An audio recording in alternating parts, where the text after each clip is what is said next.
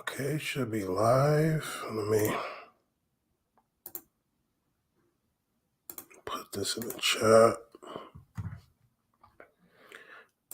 Anybody starting to watch this right now, just know that I'm not going to really start the episode for a couple minutes, so you can probably skip a lot. What's I'm going to do right now? Oh, so I'm just sitting here while I'm not doing anything. Oh, me and Hakeem Jeffries are live at the same time. He's doing a press conference. Hopefully I never have to do one of those in my life. Okay.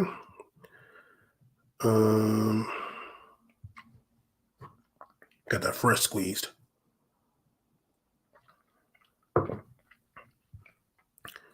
Squeezed by me. Orange juice.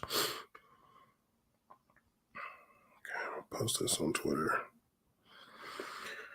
For nobody. I feel like anytime you tweet Saudi Arabia, you get a lot of interaction.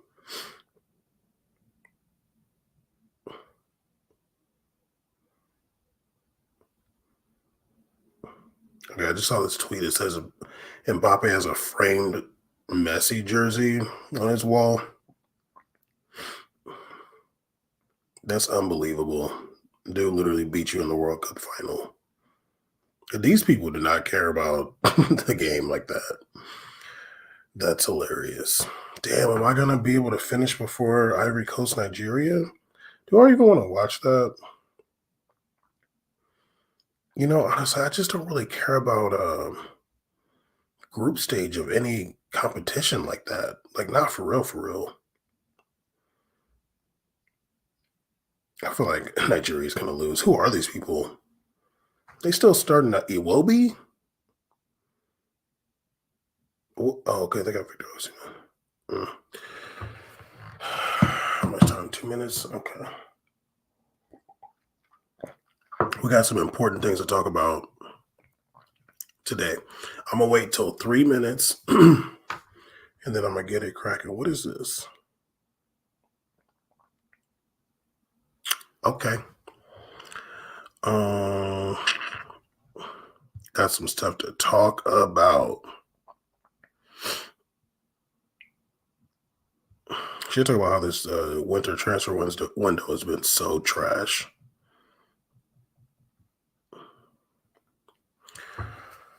Oh, what would you expect? Mbappe should have been a goon and just went. But anyway, what the hell? He texted me this morning. Okay. Let me turn my sound down. Anyway, Shadowbammed number 15. You know, at some point I should figure out how to like throw stuff on the screen and do that. Like I think I know how to do it. But like I feel like I do, but like I don't want to try it while I'm recording because I don't know like what I'm gonna end up pulling up and it might be embarrassing. But anyway, Shadowbammed number 15. We back.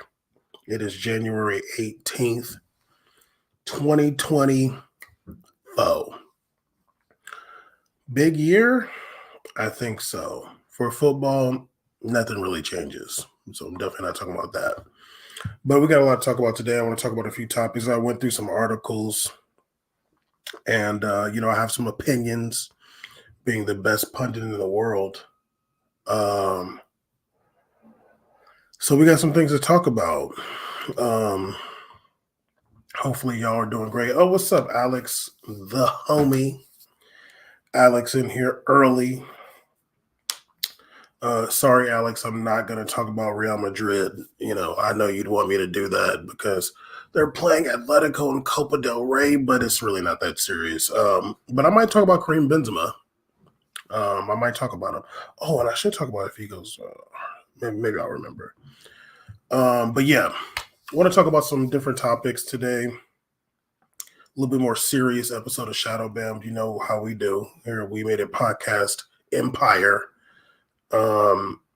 Came across an article in the Guardian. I'm assuming this person is from Kick It Out, but I'm not 100% sure.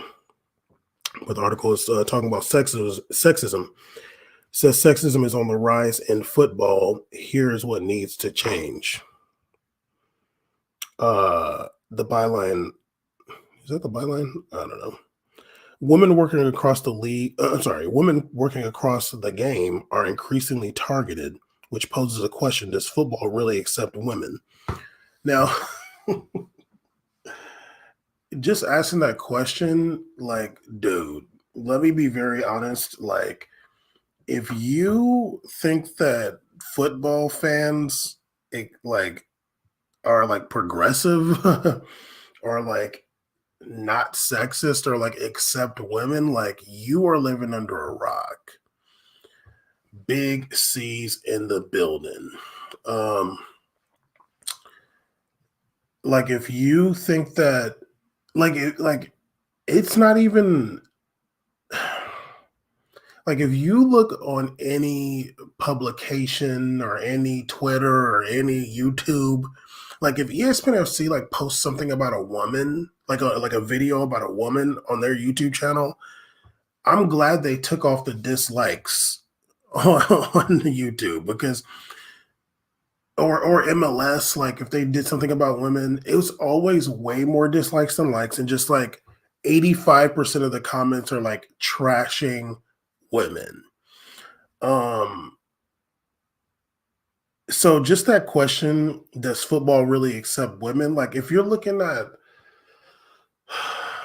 the mass of football fans, no, they don't. Like they are terrible and like be coming up with their most creative jokes to be sexist. And sometimes they're funny, I'm not gonna lie. But they hate to see a woman celebrated no matter what. I can't even imagine what they were doing when it came to the Jenny Hermoso controversy with homeboy, the guy that forcibly kissed her at the World Cup. Like I can't even imagine what they were saying. I didn't see anything, but I also wasn't looking. But so let me get into this article though. It's really funny. I remember back in the day when we used to do the podcast, when I was about to read an article, Caesar would get so mad. Especially like maybe not the first one, but if it was like the second or third one, he'd be like, here we go. Like, damn, dog. There was people saying that the girl looked like they enjoyed it. The girls looked like they enjoyed it and they accepted it. I'm sure it was probably you. No, I'm joking.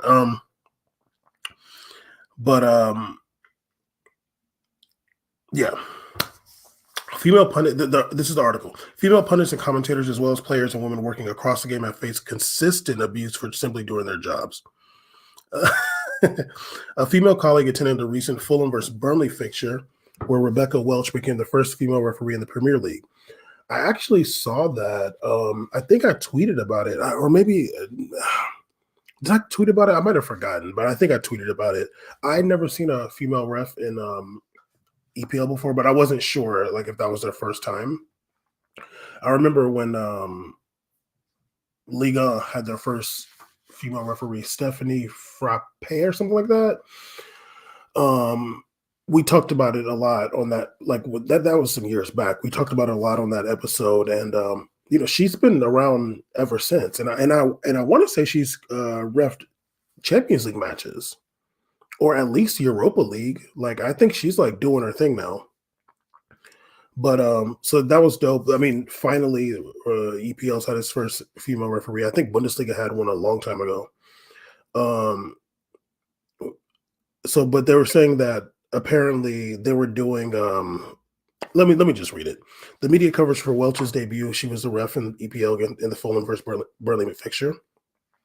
The media coverage for Welch's debut was positive, but we received reports back up by my colleague who was there, showing that fans shouted sexist phrases and sang sexist chants towards Welch throughout the game. This abuse was carried out by men of various ages, from teenagers through to those in their 60s and 70s.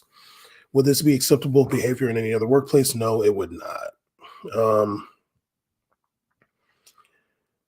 Is anybody shocked by that? No. Now, we're talking about EPL fans. Like,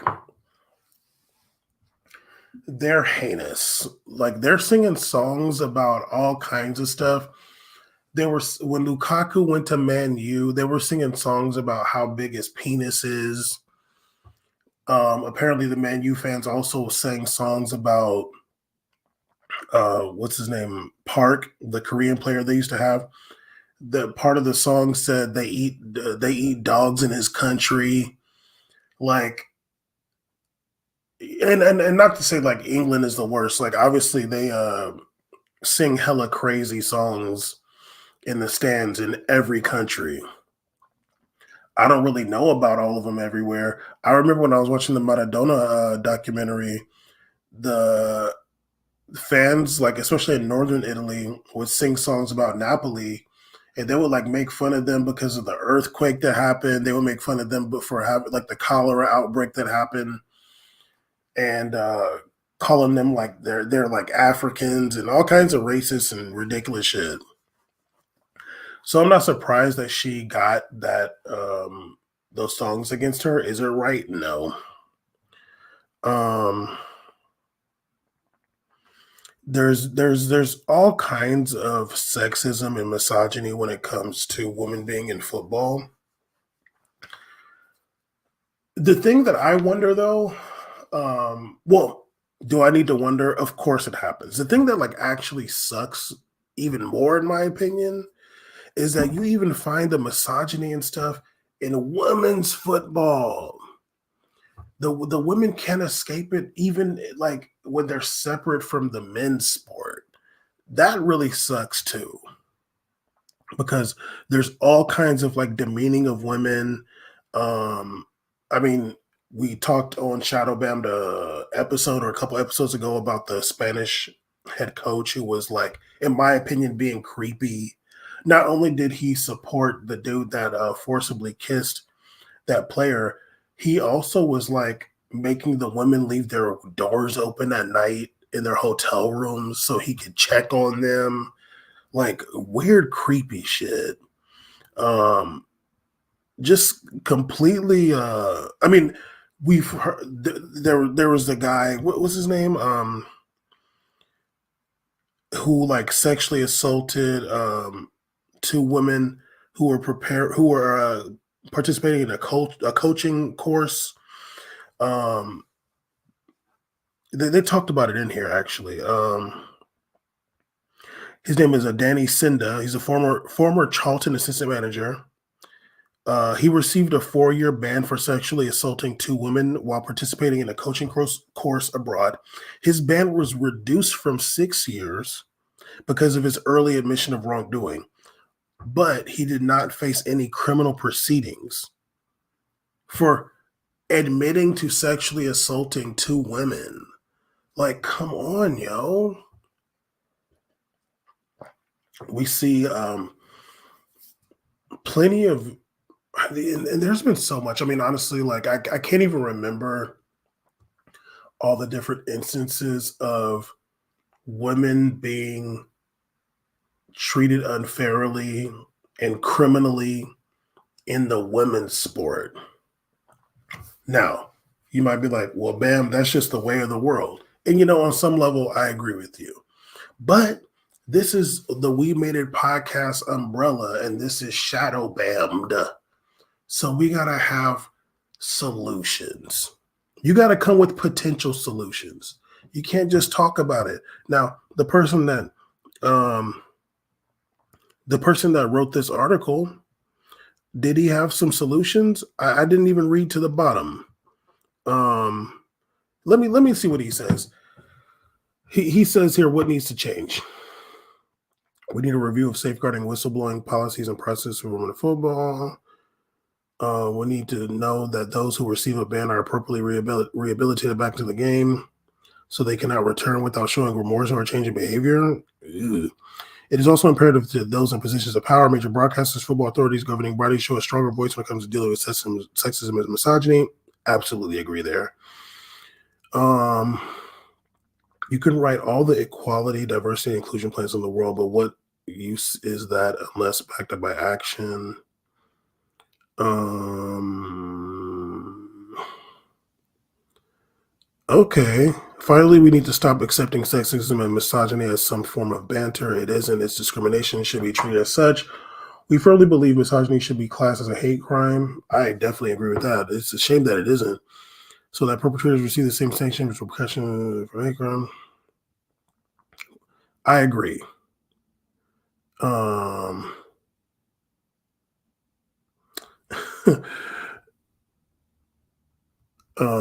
yeah. So this person has some solutions. Well, I think the biggest one is like the major broadcasters actually getting on TV and different things and actually addressing these issues, because that from the football media I consume that doesn't happen. Like you're not going to see ESPN FC those people like talking about misogyny. Like I feel like I've never have, but not that I watch every single thing they do, but like it's just not going to happen. I feel like they're like, well, if we do that, then people aren't going to watch.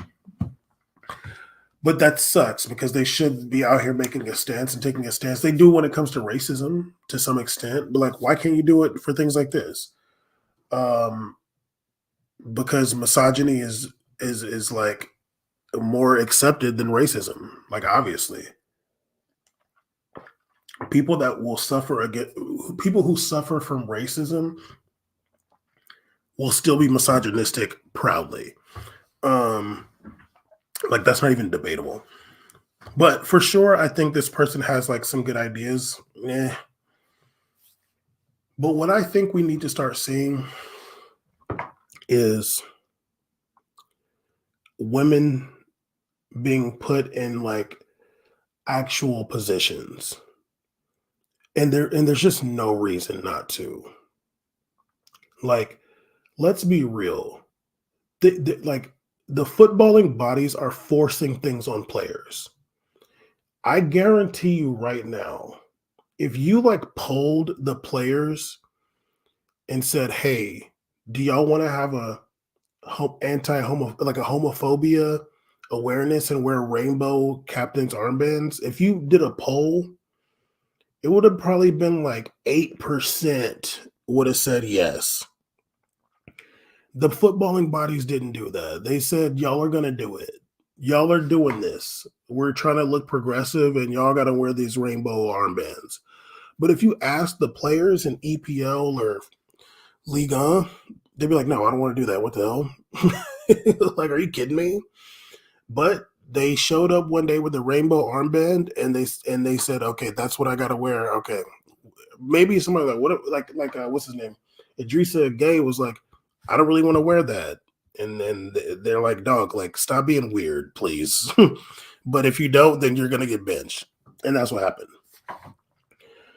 So the footballing bodies need to look at different things like this and say, okay, we need to get women in positions of respect on teams. Let me be very clear, as I have been a million times. Football is not the most like advanced sport when it comes to like coaching and tactics. It's really not. Like, it's just not. Like, the players are just, I'm not going to go down that rabbit hole, but any player, I'm sorry, any woman that is like coached for a few years, women's football, can coach men's football. They need to start opening up these positions of like assistant coaches, and I'm talking about in the beginning, assistant coaches, uh, goalie coach, and whatever else. They'll be having a million. They'll be having a million coaches on the field when you look at training and stuff. I'm like, what are these people doing, yo? Like the guy who like sends the ball, like, okay, I'm gonna roll the ball to you. Like, open those positions to women, because players in some sense are robots. Like, you put a coach in front of them, they just listen to them. Like that's how sports is generally. Like, unless you're like a complete idiot or you like show up drunk, a a player or an athlete is kind of like they've been playing sports since they were a kid. You're kind of trained mentally. When the coach shows up, you listen to them. So it would be an adjustment period. But, if this woman knows what she's talking about, which she will, they're just going to listen to her, you know? Hey, like, try taking that shot on your left foot next time. Let's run it back. Okay. Okay, coach. Like they tried. Okay. Oh, that worked. Okay, cool. Like we're good now. Like it takes very little for a player to like trust a coach, Like for sure there's gonna be jokes and there's gonna be like things said about the female coach initially, but like I mean, to some extent, every coach has to earn their respect. And it would be harder for a female coach for sure. But just like the rainbow armbands, which I'm sure in the beginning there was cracking jokes about that, and probably in the locker room, like, you touch it, playing hot potato with the rainbow armband and shit. Now it's just they put it on, or they put in the rainbow shoelaces. They just do it. You know what I mean? So, really, what needs to happen is like these governing bodies need to open up these positions. I don't know, I can't remember her name, but the woman that was the assistant coach for the Spurs in the NBA. I don't remember her name. I don't know like what she's doing now. I could look it up. Screw it. I don't think nobody here. I'll look it up right now.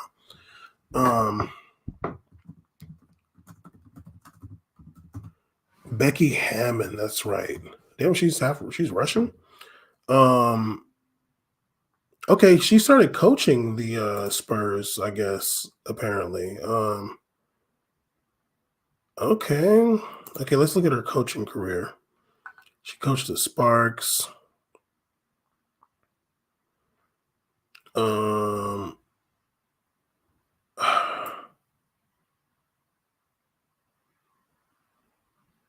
Okay, I had okay. So was she ever hired in the NBA? No, apparently. She's only coached the WNBA, but damn, okay, she won two championships. Okay, really thugging.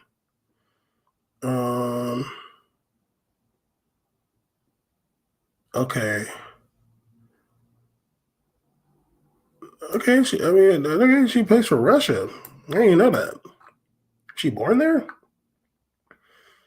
Guess she has a Russian parent. Anyway,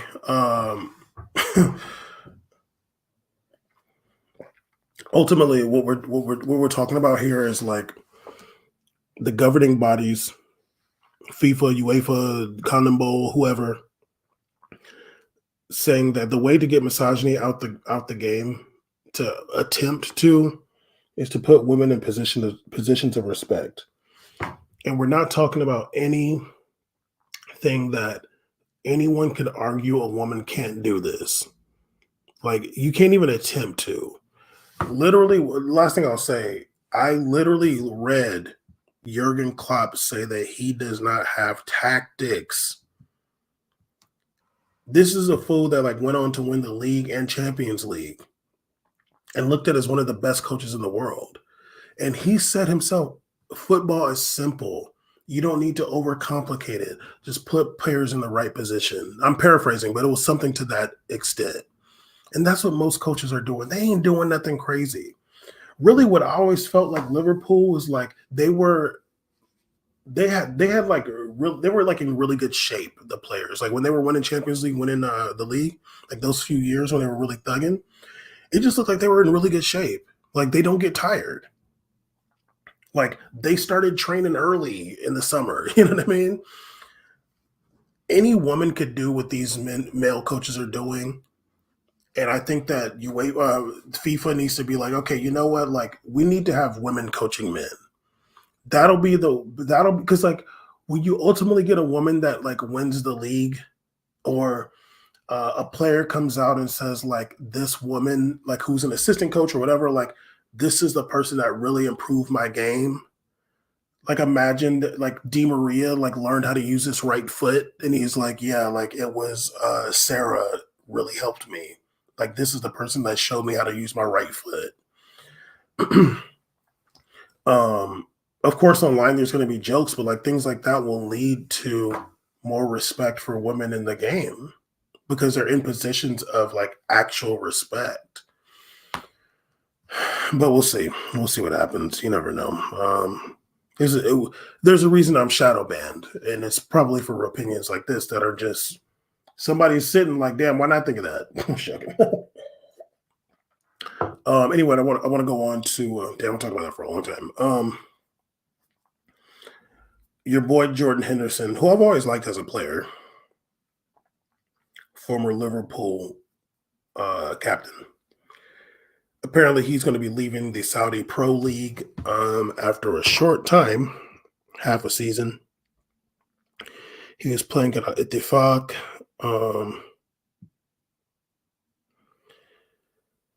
Okay, let me read this really fast. Okay. He was playing at Ittifaq, right?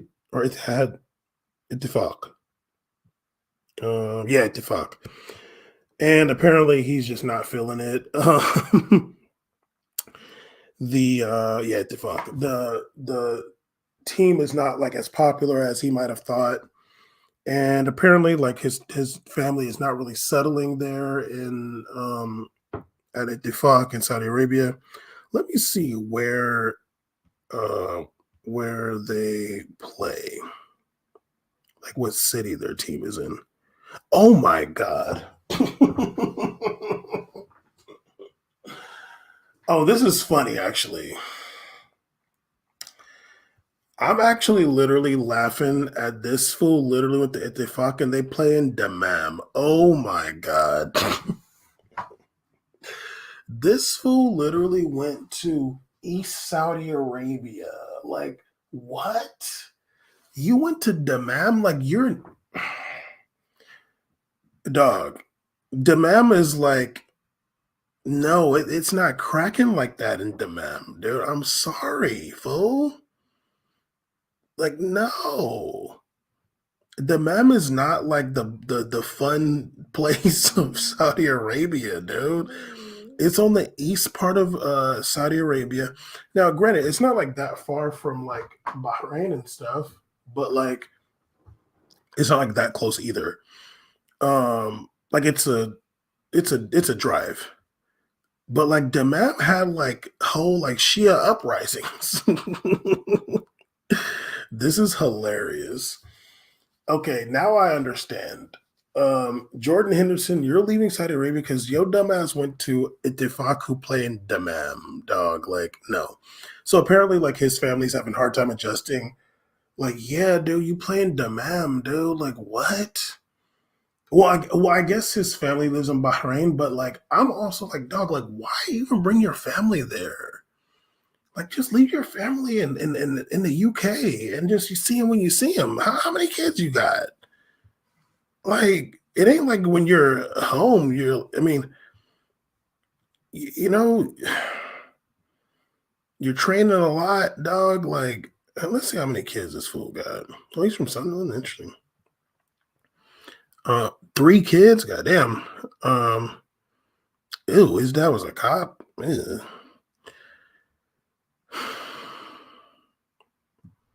I don't know, man. He's 33 right now. He's leaving. I mean, it's like controversial kind of because like he was like always seen as pro LGBTQ and he went to Saudi Arabia and all these different stuff. They're saying he's a hypocrite. I don't know. Like I'm not gonna sit here and say what I think Jordan Henderson should do with his career. I do think he could have kept playing in EPO. Um, but footballers have short careers. Like he's only 33 and he's looking at retirement in the next couple of years. And he wants to have money for his family and stuff, and I'm sure for his grandkids and great grandkids. So he looked at that check in Saudi Arabia. But it's like also like, dog, you should have picked a better place, dude. Like, go play in Riyadh, Jeddah. Like, you know, you can't be going and playing out there in the east side of goddamn Saudi Arabia. It's not cool out there like that.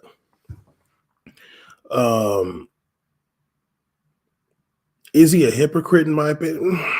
I don't want to necessarily call him all that. But they're saying he might go to Ajax. You know, Ajax was doing really, really bad in the beginning of the season, but I think they're like in fifth now. But that's really funny because if Jordan Henderson is like in Riyadh or Jeddah, like I'd be like, yeah, dog. Like, it, also it's just weird. Like you live in, I mean, your team plays in Dammam, and then your family's living in Bahrain. Like Bahrain is not as conservative as Saudi Arabia, but like I would imagine his wife, like with 3 kids, like she would want to have him there in a country that's so different than where she comes from. Like she don't want to be moving around without her husband probably so much with 3 kids. But you don't want to live in Dammam either, really, because that's hella boring. I don't know. I feel like you should just left him in the UK and go back and see him when you see him, kind of thing. But you know what it is? I can say this: it's Shadowbammed. He's probably scared she's gonna cheat on him. That's probably why. These fools be real insecure. You feel me?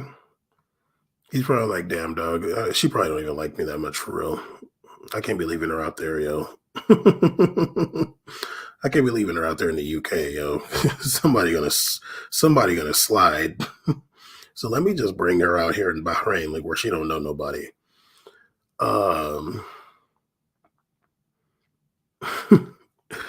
not trying to say anything about her, but it's probably more about him, to be honest with you. I'm getting blown up this morning.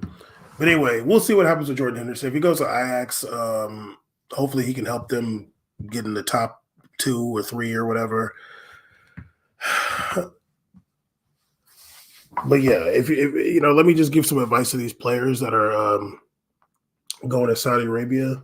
If y'all hear this, don't go to Dammam, okay?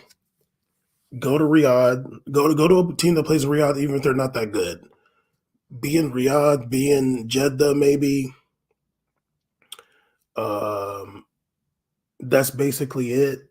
But I mean, even though Dammam, I think it's like the 3rd largest city in Saudi Arabia, maybe 3rd or 4th. That's just not. You're not having a good time there. I'm sorry.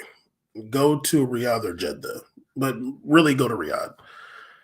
Anyway, because like, dog, if Ronaldo went to Ittifaq and Dammam, like he would have left too. You know what I'm saying?